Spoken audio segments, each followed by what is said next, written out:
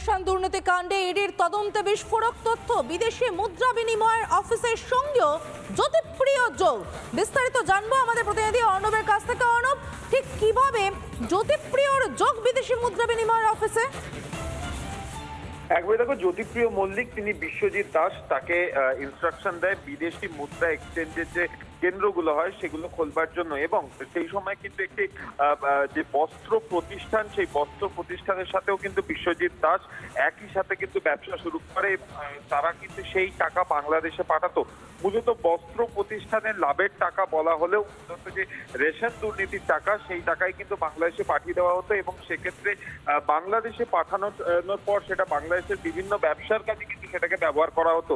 এর পাশাপাশি আরো একটা চাঞ্চল্যকর তথ্য এনফোর্সমেন্ট ডিরেক্টরেটের হাতে উঠে এসেছে। তারা দেখেছে ট্যালি করে যে বিভিন্ন যে ট্রাভেল এজেন্সি রয়েছে, এই জ্যোতিপ্রিয় মল্লিক বা বিশ্বজিৎ দাসের কিন্তু বেশ কিছু চেনা ট্রাভেল এজেন্সি ছিল, যেই ট্রাভেল এজেন্সিগুলো থেকে যে সমস্ত পর্যটকেরা বিদেশে যেতেন তাদের বিমানের টিকিট, ভিসা, এই সমস্ত করা হতো, এবং সেগুলো দেখিয়ে কিন্তু তারা এই যে ইন্ডিয়ান কারেন্সি, সেই কারেন্সিকে কিন্তু তারা কনভার্ট করতো ডলারে, এবং এই টোটাল যে প্রসেসটা চলতো তারা কিন্তু কখনোই 50,000 টাকার বেশি তারা কিন্তু কনভার্ট করতো না। তার কারণ 50,000 টাকার উপরে লেনদেনের ক্ষেত্রে প্যান কার্ড আবশ্যিক, তাই যাতে প্যান ডিটেলসে তারা না পড়ে যায় তার জন্য কিন্তু 50,000 টাকার কমে যে ইন্ডিয়ান মানি সেটাকে কিন্তু ডলারে কনভার্ট করা হতো, এবং সেই গোটাটা চলতো জ্যোতিপ্রিয় মল্লিকের ইনস্ট্রাকশনে। এবং জ্যোতিপ্রিয়র মদতে বিদেশি মুদ্রা বিনিময়ের অফিস খুলে বসেছিল বিশ্বজিৎ।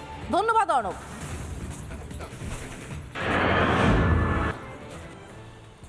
অবশেষে টনক নড়ল রাজ্য শিশু সুরক্ষা কমিশনের। সন্দেশখালীতে পৌঁছলেন রাজ্য শিশু সুরক্ষা কমিশনের প্রতিনিধিরা। সন্দেশখালীতে শিশু আক্রান্ত হওয়ার অভিযোগ, আগেই হস্তক্ষেপ জাতীয় শিশু অধিকার রক্ষা কমিশনের। 11টা দিন পেরিয়ে গিয়েছে এবং তারপর অবশেষে সন্দেশখালীতে রাজ্য শিশু সুরক্ষা কমিশন। কেন্দ্রের একের পর এক দল পরিদর্শন করেছে সন্দেশখালী, এবং একের পর এক দল পরিদর্শন করার পরেই কি এবার টনক নড়েছে রাজ্য শিশু সুরক্ষা কমিশনের? শিশুকে ছুঁড়ে ফেলার অভিযোগ উঠেছে পুলিশের বিরুদ্ধে।